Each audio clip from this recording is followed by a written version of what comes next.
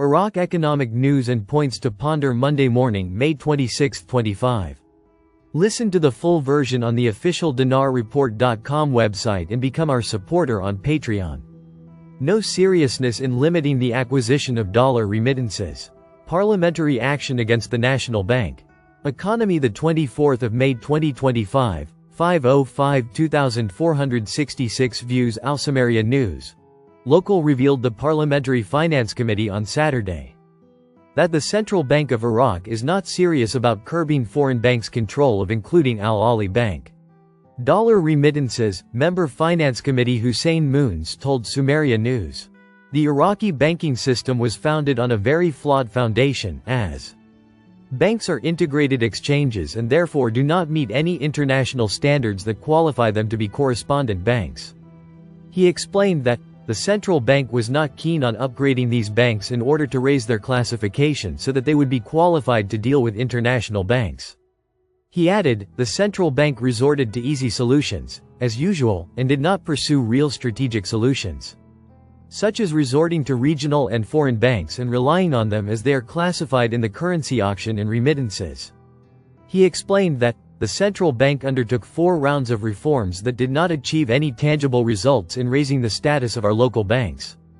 Rather, the international sanctions on our banks increased due to the central bank's mismanagement. He stated that the Finance Committee sought to amend the banking law in the hope that Iraqi banks would have a percentage or share with foreign banks operating in Iraq, in order to raise their efficiency and share in the profits or interest and to present the names of these banks internationally. But the central bank did not respond to the proposals to amend the law. He explained that foreign banks publish their profits on their official pages, but there are other invisible profits that come from taking advantage of the exchange rate difference, which are side transactions that do not appear in the final accounts of banks as financial institutions. He explained that the committee called for limiting the benefits these banks receive, but we have not seen any seriousness from the central bank in resolving this issue, stressing the need for a real roadmap to reform the banking system and classify our local banks. He explained that the number of banks that control the currency sales and remittance window is 5, the most prominent of which is Al Ahli, in addition to Kuwaiti and Emirati banks, and there are Turkish banks that will enter the market soon. Joint statement of the Central Bank of Iraq and the Central Bank of Tunisia. May 25, 2025. In the context of strengthening bilateral relations and consolidating cooperation between the Republic of Iraq and the Republic of Tunisia, His Excellency the Governor of the Central Bank of Iraq, Mr. Ali Mohsen al-Alak, met in the Iraqi capital, Baghdad, with His Excellency the Governor of the Central Bank of Tunisia, Mr. Fathi Zuhair al-Nouri, on the sidelines of the conference. Iraq's National Strategy for Financial Inclusion 2025-2029. Vision and Diagnosis, organized by the Central Bank of Iraq. During the meeting, a memorandum of cooperation and coordination was signed between the Central Bank of Iraq and the Central Bank of Tunisia, expressing both sides' commitment to developing joint frameworks and consolidating the principles of banking integration, in light of the development of economic relations between the two brotherly countries. The memorandum stipulates enhancing cooperation in several areas, most notably, banking supervision and risk management in line with international standards, enhancing and expanding the use of electronic payment systems with the aim of supporting financial inclusion, supervising payment systems and exchanging expertise on developing their technical infrastructure, exchange of information and expertise in the areas of financial innovation, cybersecurity, and combating money laundering and terrorist financing.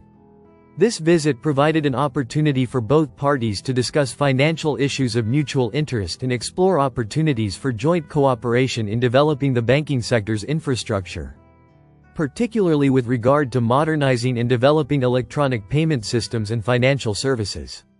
This reflects both sides' commitment to strengthening channels of dialogue and technical and regulatory cooperation with their counterparts in the region, the Arab world, and internationally. Through this partnership, the two sides affirmed their continued efforts to keep pace with developments in international banking and build strategic cooperative relations that contribute to achieving financial stability and supporting economic growth between the two brotherly countries. Advisor to the Prime Minister. providing small loans provides employment opportunities of no less than 60%. Economy May 23, 2025, 11:39 Baghdad. INA. Amna al-Salami, advisor to the Prime Minister, Mazhar Mohammed Saleh, confirmed today, Friday, that providing small loans absorbs and provides employment opportunities of no less than 60%. He explained that the loans expand the activity of small businesses and increase their contribution to the country's gross domestic product.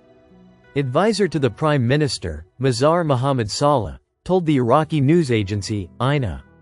Within the framework of administrative reform and combating bureaucracy, which are principles of the government's approach, the factor of simplifying procedures is the first priority in maximizing resource management and economic activity to achieve promising sustainable development in accordance with our country's development goals. He added, Prime Minister Mohammed Shia al-Sudani's directive to simplify microfinance grants undoubtedly carries significant benefits at both the individual and economic levels, as many microfinance programs target marginalized or emerging groups, such as women and housewives, contributing to their integration into the economy. Saleh explained that these loans are highly effective financial levers for employment and mobilizing labor market actors, as they facilitate the startup of private projects for young people and skilled craftsmen and women, opening the door to entrepreneurship. He noted that they help generate a stable source of income for individuals and their families, and reduce poverty and unemployment rates by empowering individuals economically.